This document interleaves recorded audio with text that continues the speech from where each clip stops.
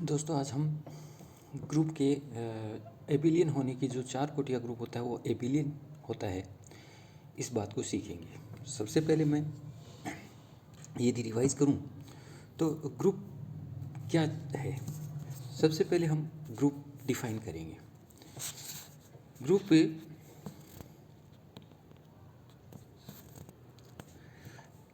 एक non empty set ji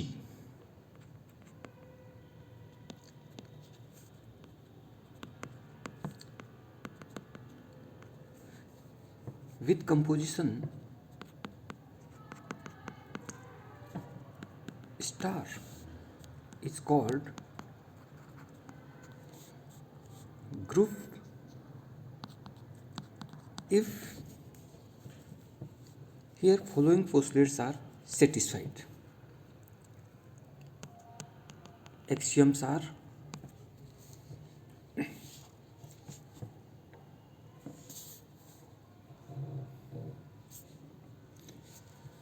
first closure, second one is associativity, third one is existence of identity, and last fourth is existence of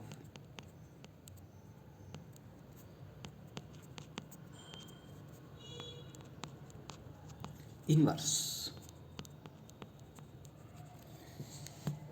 दोस्तों you know closure की जब star composition closure होती है तो उसकी क्या definition है। सेट जी में प्रत्येक दो एलिमेंट ए और बी के लिए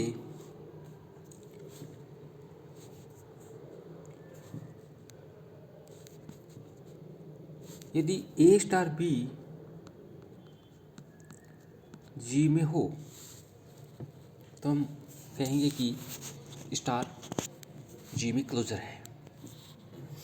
इन similar way we can define associativity for all A B C in G, A star B star C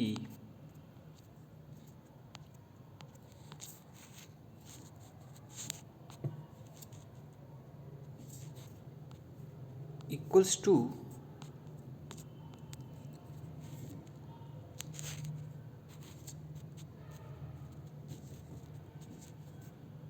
A star B star C.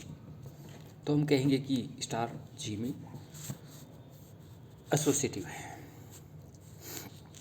In third step existence of identity, इसकी definition क्या है।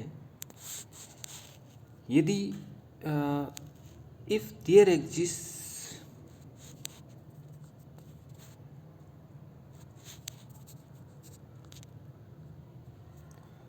E in Z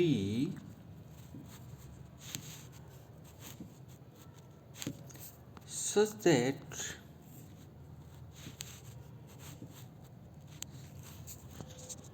A star E equals to A equals to E star A for all A in G,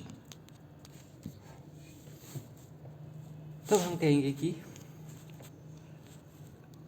जी में identity का अस्तित्व है। प्रत्येक उस ए member के लिए अगर ई मेंबर जी में इस प्रकार से विद्यमान हो कि A star E equals to E star A, finally existence of inverse if there exists to be in G such that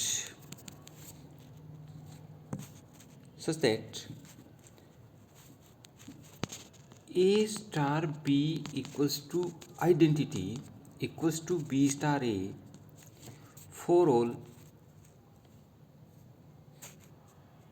A in C, हम इसे कहेंगे कि B is the inverse of A। सो ये चार पोस्टुलेट्स अगर group G में set G में composition star के साथ सेटिस्फाई हो रहे हैं तो हम कहेंगे कि G is a group. Now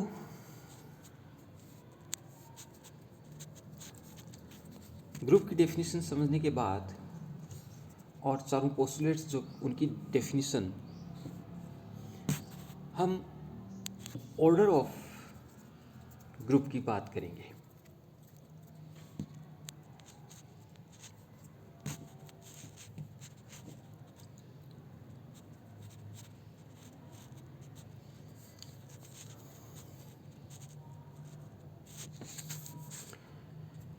order of G।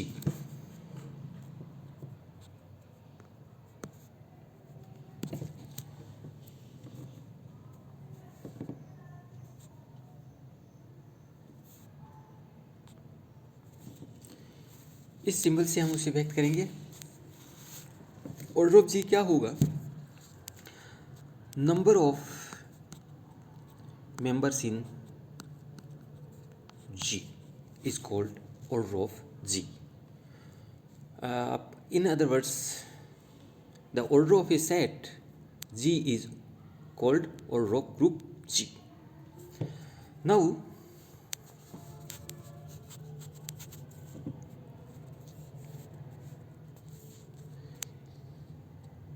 abelian group.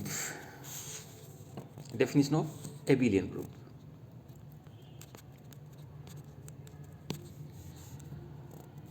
If Z with composition star is a group,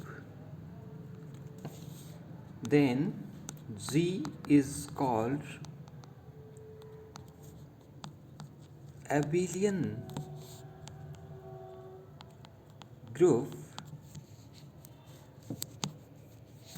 Is called abelian group if for all AB in Z, A star B equals to B star A. This is the axiom for abelian. So now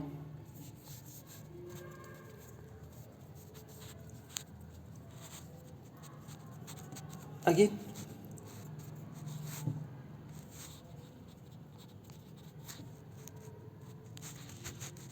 there are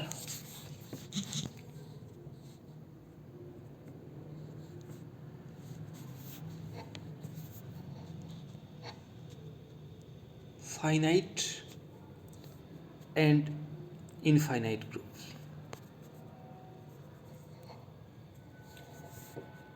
Finite group means order of G is finite. If order of G is finite, then such group is called finite group. And if order of G is infinite, cannot be defined, means number of members are infinite in set G, then such group is called infinite group.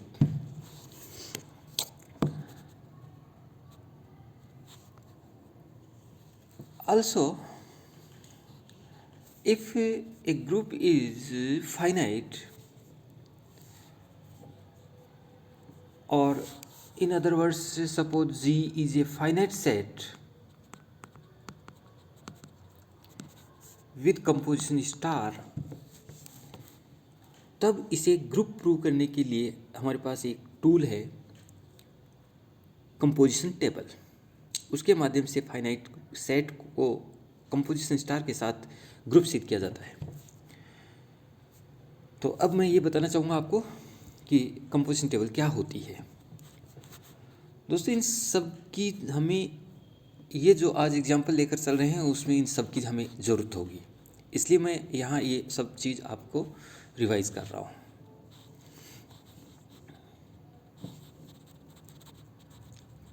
तो हम चर्चा करेंगे अब composition table की।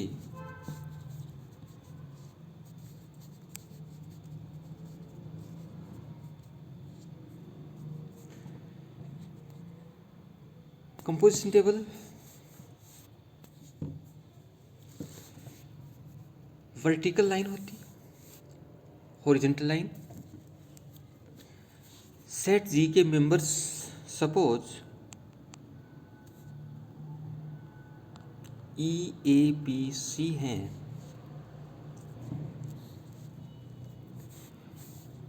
Composition को हम इस left top corner में रखते हैं। सेट जी के मेंबर्स ई ए बी सी को हम इस वर्टिकल लाइन के लेफ्ट में और इस हॉरिजॉन्टल लाइन के ऊपर इसी क्रम में रखा जाता है। अब हम ये जो पार्ट है अभी हम देख रहे हैं वो है इनपुट्स। आउटपुट्स इस एरिया में लिखेंगे। फर्स्ट यहाँ पर मेंबर होगा E star E. By power rule you know E star is E square and this is again E। by power rule हम पहले ही सीख चुके हैं। A की power Q is E where Q is any integer, so this member will be E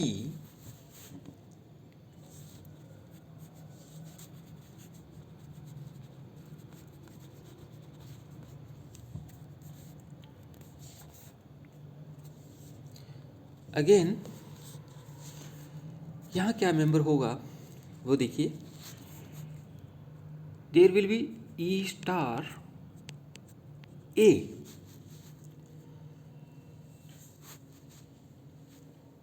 चूंकि हम यहाँ कह रहे हैं कि this G is a group, so by third axiom existence of identity we can write E star A is A,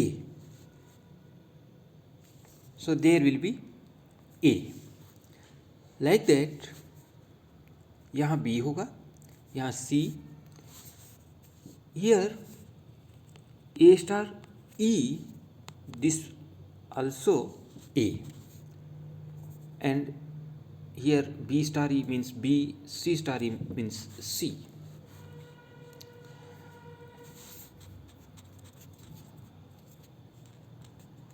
again यहाँ क्या member होगा वो देखिए आप, here output is A star A. By power rule A star A is written as A square, so there will be A square. In similar way here is B star B, this will be B square, here C star C, this will be C square। now here is A star B, A star C, B star A,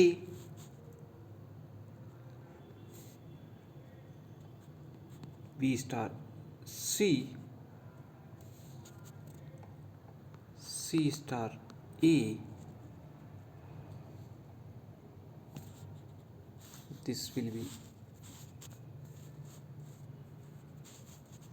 here, this is C star A and there is C star B। Okay, तो हम जानते हैं कि composition table इस तरह से हम outputs इस येलो बॉक्स के भीतर आउटपुट्स प्राप्त कर लेते हैं।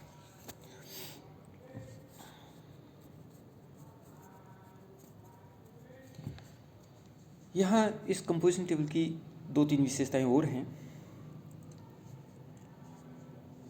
फर्स्ट मैं चर्चा करूं कि कंपोजिशन टेबल में जो आउटपुट्स हैं वो सेट जी से ही होंगे, तभी वो क्लोजर कहलाएगी, तभी इसमें स्टार कंपोजिशन है वो क्लोजर होगी। तो ध्यान रहे, कंपोजिशन टेबल्स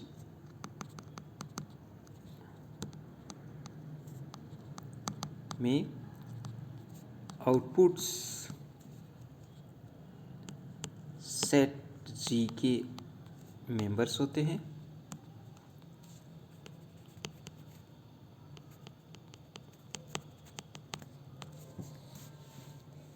दूसरी बात,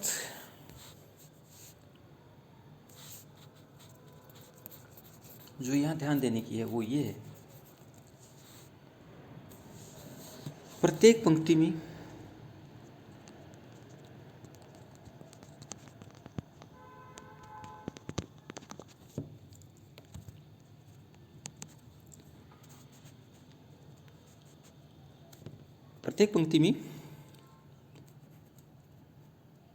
जी का अवयव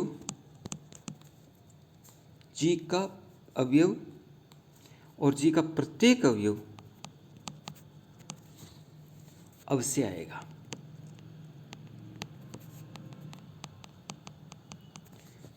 इसके साथ दूसरी बात यह है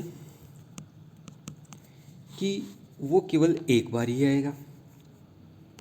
एक अवयव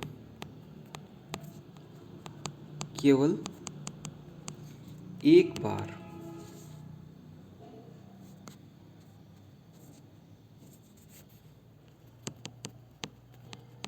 ही आएगा। यही बात हम स्तंभ के लिए ले सकते हैं। क्या कि प्रत्येक स्तंभ में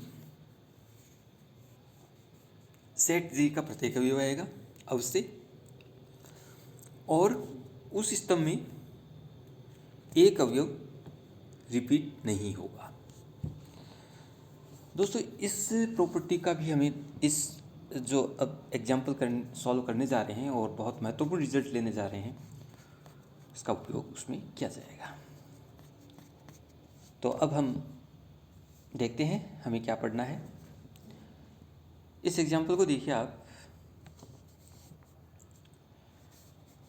सिद्ध कीजिए कि 4 कोटि का प्रत्येक ग्रुप आबेली ग्रुप होता है।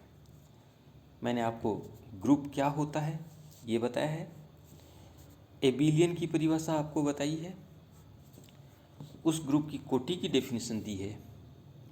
अब हमें 4 कोटि का एक ग्रुप लेना है और उससे एबिलियन सिद्ध करना है। तो यहाँ हम जी 4 कोटि का ग्रुप जिसके members E A B C हैं ले लेते हैं।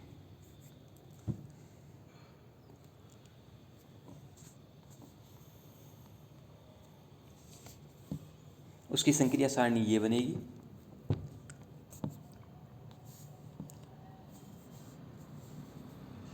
ये लिया गया है जी जिसके members E A B C हैं, और ये जो मैंने संक्रिया सारणी किस तरह से तैयार होती है बताया, उसका ये रूप आप यहाँ देखिएगा। This one.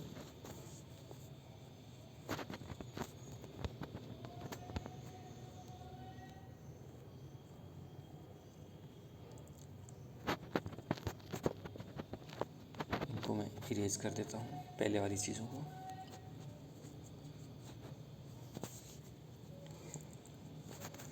तो ये कंपोजिशन टेबल है हमारे।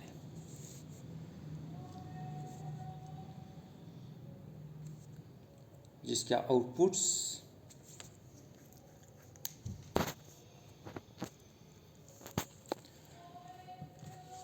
इस प्रकार से हैं, हम चर्चा कर चुके हैं। एक ये भी कि ग्रुप संक्रिया सारणी की प्रत्येक पंक्ति में समूह का प्रत्येक अवयव अवश्य आता है और एक बार आता है। इस प्रॉपर्टी को ध्यान में रखते हुए हम सेकंड रो की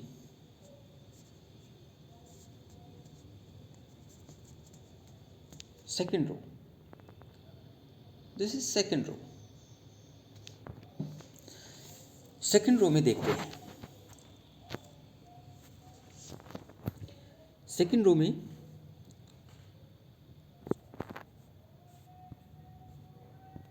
मेंबर ए बी के लिए चर्चा करते हैं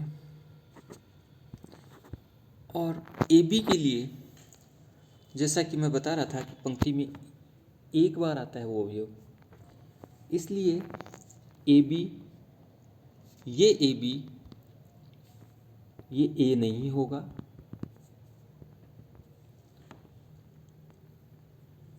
क्योंकि यहाँ ए आ चुका है पहले। ये ए बी ई हो सकता है, बी हो सकता है और सी हो सकता है। इसलिए यहाँ 3 केस अराइज होते हैं।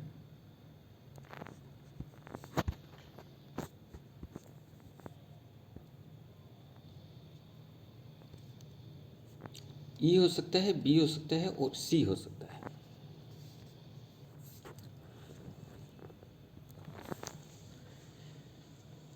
सबसे पहले हम चर्चा करते हैं कि क्या ये ए बी बी है। क्या होता है जब A B equals to B हम ले लेते हैं। Suppose A B equals to B, existence of identity से हम जानते हैं कि B is E B can be written as E B. So here A B equals to E B and हम एक ग्रुप प्रॉपर्टी जानते हैं, राइट कैंसिलेशन लॉ। तो यहाँ by right cancellation law this gives A equals to E. A equals to E, तो हमने क्या किया, ए बी को बी लिया और ए को तब ई के बराबर पाया, आइडेंटिटी। बट इस सेट में E A B C all are different, so A E नहीं हो सकता, इसलिए A B equals to B नहीं होगा। So A B equals to B नहीं होगा।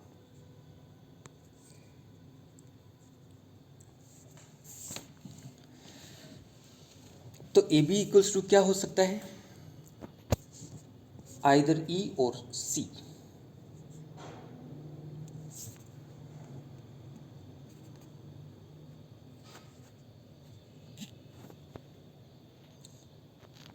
ये हमारी स्थिति ए है। ए बी इक्वल्स टू या तो ई हो सकता है या सी हो सकता है।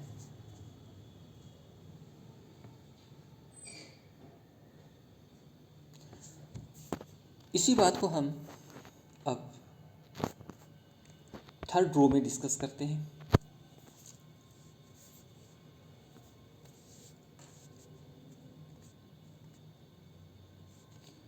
थर्ड रो ये है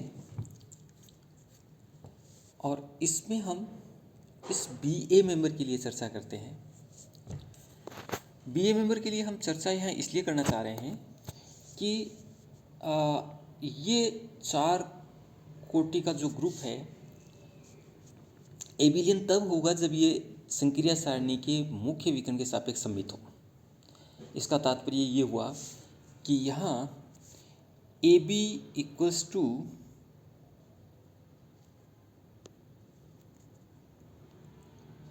बी ए हो जाए तो हम कह सकेंगे कि ये,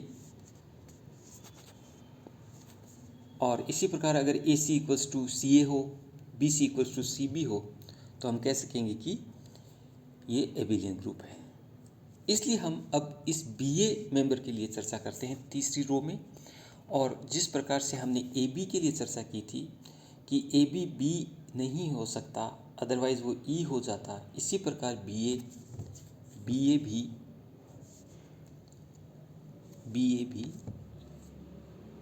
बी नहीं हो सकता, अदरवाइज ए आइडेंटिटी हो जाता है।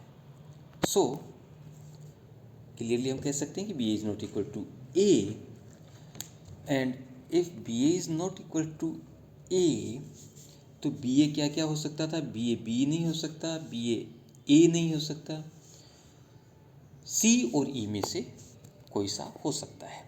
तो B A will either C और ई। ये हमारे पास स्थिति बी है।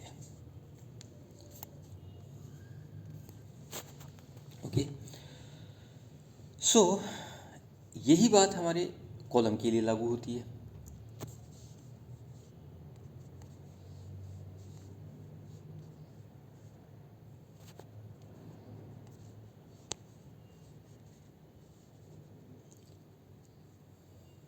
इसलिए अब हमें संक्रिया सारणी के स्तंभ की बात करेंगे, थर्ड कॉलम की बात करते हैं।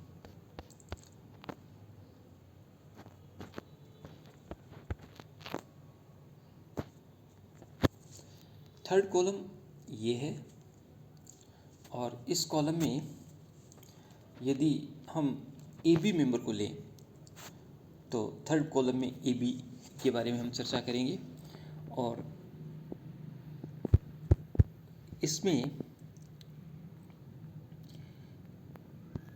हमारे पास एक केस है कि ए बी मेंबर है वो ई हो सकता है। तो ए का पहला केस हम लेके चलते हैं, दोनों में से आइदर ए बी ई और A B is C. Suppose A B is E, confirm कर देते हैं हम ये, तब ए बी को कन्फर्म कर देते हैं हम ये, तब क्या बनता है बी ए के बराबर, वो देखना चाहेंगे हम। जब ए बी बराबर ई हो तो यहाँ बी ए बराबर क्या होगा?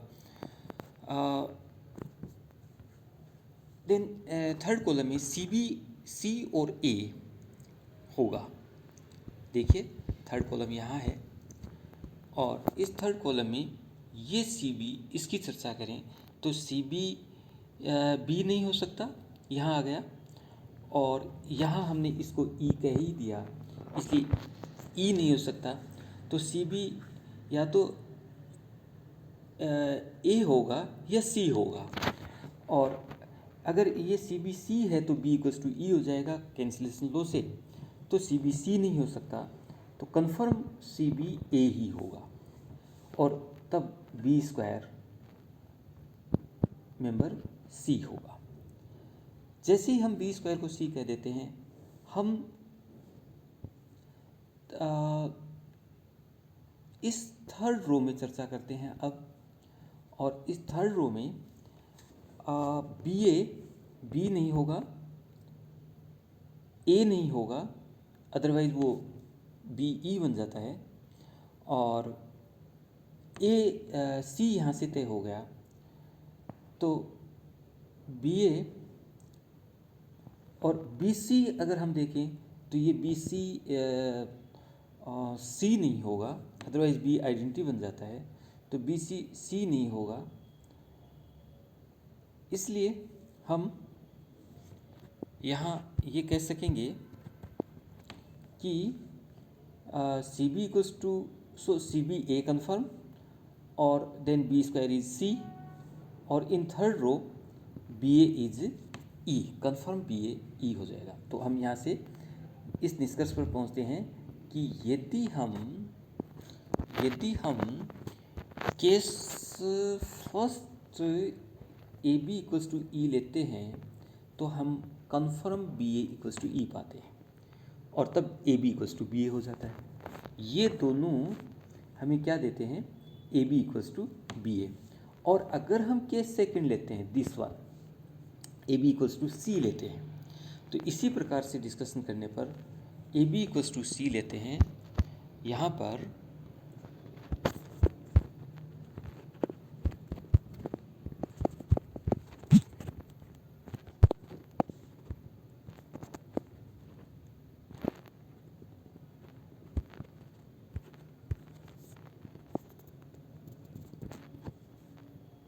ए बी इक्वल्स टू हम सी लेते हैं तो इसी सेम डिस्कशन से हम बी इक्वल्स टू सी पाएंगे, और जब बी इक्वल्स टू सी होगा तो हम कह सकेंगे A B again A B equals to B A. तो दोनों ही स्थितियों में चाहे A B equals to E लें तो B A equals to E पाते हैं, और A B equals to C लेते हैं तो B A equals to C पाते हैं। हम कह सकते हैं A B equals to B A हुआ। यही सेम डिस्कशन हम इन सिमिलर वे ए सी और सी ए के लिए कर सकते हैं। तो ए सी इक्वल्स टू हम सी ए पाएंगे, और यही डिस्कशन जब हम बी सी और सी बी के लिए करेंगे तो B C equals to C B पाएंगे। तो इस प्रकार से ये जो कंपोजिशन टेबल है और इसका मुख्य विकर्ण है, ये इसके रेस्पेक्ट में ये सममित हो जाती है। सममित से मतलब है समदूरस्थ अवयव समान हो जाते हैं। ये तो समदूरस्थ अवयव समान हो जाते हैं। इस प्रकार से ये संक्रिया सारणी सममित हो जाती है, और उस स्थिति में हम कह सकेंगे कि ग्रुप जी है वो एबेलियन ग्रुप है, आबेली ग्रुप है। सो ये तीनों ही मेंबर जो हमारे पास बचे थे, फर्स्ट रो और फर्स्ट कॉलम के मेंबर्स आप आसानी से देख सकते हैं ऑलरेडी क्रमशः ए बी सी और इस तरफ ए बी सी हैं पहले से ही। तो अंतिम रूप से हम कह सकते हैं कि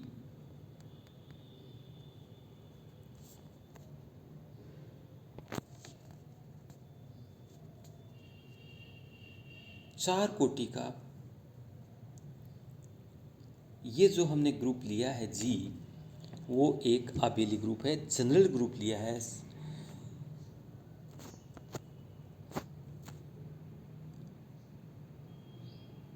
इसलिए हम कह सकते हैं कि प्रत्येक चार कोटि का जो ग्रुप होगा वो भी आबेली ग्रुप होगा।